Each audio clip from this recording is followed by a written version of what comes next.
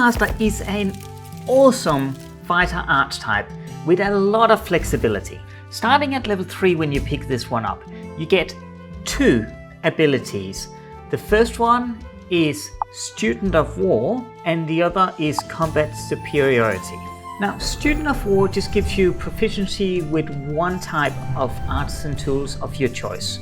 So nothing major, but it's a nice little extra to have. The other ability, Combat Superiority. Now, this is the awesome one. This is where a lot of your flexibility comes from. Combat Superiority gives you various maneuvers that you can do. Combat Superiority allows you to spend superiority dice to do various combat maneuvers. And I gotta tell you, these are really cool. These are what this archetype is all about. To start with, you gain 3 maneuvers, but you'll gain more with levels. You gain 2 additional maneuvers at level 7, 10 and 15 for a total of 9 maneuvers. And every time you gain new maneuvers, you can also replace one of your old ones with a different one if you didn't like it. Now this is especially awesome because it allows more experimentation and you won't be quite so locked in. Now you can only use one maneuver every time you attack, so by the end of it you're gonna have quite a bit of choice for each attack. Now I said you have to use superiority dice to do maneuvers. So what are they? Superiority dice are D8s and you start with 4 of them and you gain them back if you do a long or short rest. Now something really cool here is that not only do you get more superiority dice as you level up, the dice will also upgrade, becoming a bigger dice. So you gain 1 additional superiority dice at level 7 and at level 15 for a total of 6 superiority dice. At level 10 and 18 you get an ability called Improved Combat Superiority, and this is what upgrades your dice. At level 10, all of your Combat Superiority dice becomes D10s. At level 18, they become D12s. Now let's get into these combat maneuvers. There are 23 of them in total for you to pick from. Ambush. This allows you to add 1 superiority dice to either a stealth check or initiative roll. Bait and switch. This one allows you to switch places with someone else. If they're within 5 feet of you, you spend at least 5 feet of movement, they're willing and they're not incapacitated.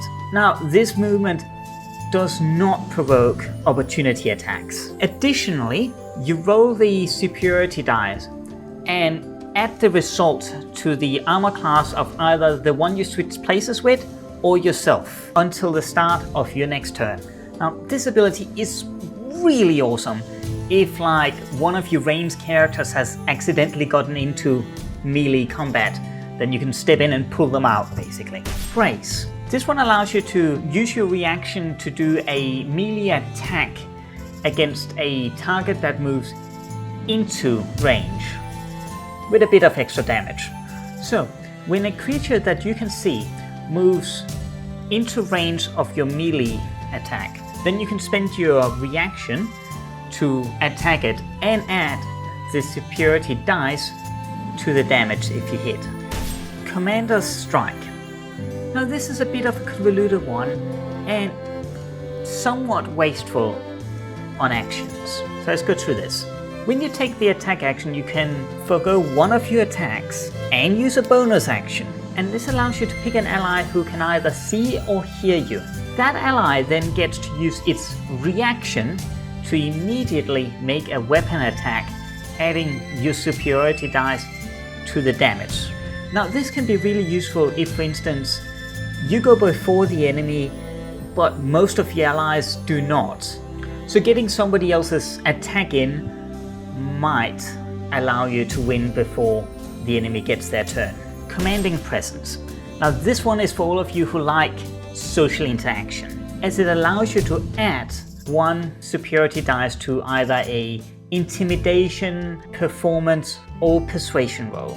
Disarming Attack. With this one you can make a target drop an item of your choice if it fails a strength save. Additionally, you add the superiority dice to the damage of the attack. Now, for this to work, you must hit with the attack. And the DC for the strength save is 8 plus your proficiency modifier plus either your strength or dexterity modifier. Distracting strike. So this is mainly for helping out your allies a little bit. When you use this one, you add the superiority dice to the attack's damage roll, and the next attack against the target by someone other than you gains advantage on the attack roll if it's done before the start of your next turn. Evasive footwork. So this one is really for avoiding disengaging strikes. And what it allows you to do is add 1 superiority dice to your AC when you move until you stop moving. Feinting attack. For this you have to spend a bonus action and choose a target within 5 feet of you. Then you have advances against that target for your next attack during this turn. And if you hit, you get to add the dice to the damage roll. Goading attack. So this is your aggro pulling power if you want to do some tanking. The way it works is that if you hit, then you add your superiority dice to the damage roll, and the target must make a wisdom save. And if it fails, it has disadvantage on attacks against anybody else other than you until the end of your next turn. The DC for the save is 8 plus your proficiency modifier plus either your strength or dexterity modifier. Grappling strike. When you hit a target during your turn, you can spend a superiority dice and a bonus action to grapple the target. And you get to add the superiority dice to the athletics check. Next up is lunging attack, which allows you to add an extra 5 feet onto the reach of a melee attack. And if you hit, then you get to add the superiority dice to the damage roll. Maneuvering attack. Now this one is pretty awesome for helping allies get out of a sticky situation. So when you hit an enemy, you can add the superiority dice to the damage roll, and one ally who can see or hear you gets to spend a reaction to move half its movement speed without provoking opportunity attacks from the target that you attacked. Menacing attack. With this one, you can make a target frightened of you until the end of your next turn if it fails a wisdom save. The DC for the save is 8 plus your proficiency modifier plus either your strength or dexterity modifier. Additionally, you get to add the superiority dice to the weapon's damage roll. Parry. Parry allows you to reduce the damage you take when you get attacked. So when somebody else damages you with a melee attack, then you can use your reaction to reduce the damage by 1 superiority dice plus your dexterity modifier. Precision attack.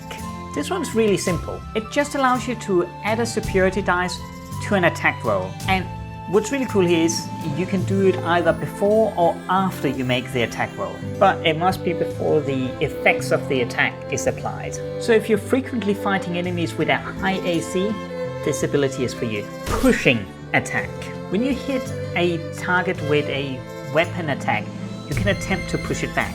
The superiority dice gets added to the attack's damage roll, and if the target is large or smaller than that, then it has to do a strength save with a DC of 8 plus your proficiency modifier plus your strength or dexterity modifier. And if it fails, it is pushed up to 15 feet away. Quick toss. As a bonus action, you can draw and throw a weapon. The weapon must have the thrown property, and if you hit, then you get to add the superiority dice to the damage roll. Rally. With this, you can spend 1 bonus action to give one of your allies temporary hit points equal to the superiority dice roll plus your charisma modifier. Riposte.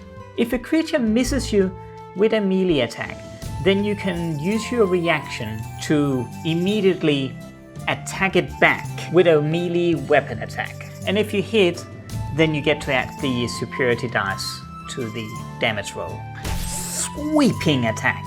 When you hit a target with a melee weapon attack, then you can damage another target that's within 5 feet of it and within reach of you. And if the original attack roll would hit the second target, then you do damage equal to the superiority dice roll. Tactical assessment. This allows you to add 1 superiority dice to a investigation, history, or insight roll. Trip attack. This adds the superiority dice to the attack's damage roll, and if the target is large or smaller than that, then it has to do a strength save. The DC for the save is 8 plus your proficiency modifier plus either your strength or dexterity modifier. If it fails, then it's not prone. The Battle Master has got more abilities. At level 7 you get an ability called Know Your Enemy. This one is a bit of a fun one. It basically allows you to suss out if it's wise to go and insult those people over there or start a bar fight or what have you. The way it works is that you have to spend 1 minute observing or interacting with somebody outside of combat. And you says you pick 2 of the following: strengths, dexterity, constitution, armor class, current hit points, total class levels, fighter class levels. Then the Dungeon Master will tell you if those 2 are equal to, superior, or inferior to your own stats. At level 15, you get Relentless. This is a simple ability but really nice, and all it does is if you don't have any superiority dice left when you roll initiative, you gain 1. So there will never be a fight where you can't use at least 1 of your cool abilities. Up here is a video that YouTube thinks you'll enjoy next. So go ahead and watch that now. And when you do, you're going to increase your knowledge and become a better player. Also, don't forget to let me know in the comments all the places where I got things wrong.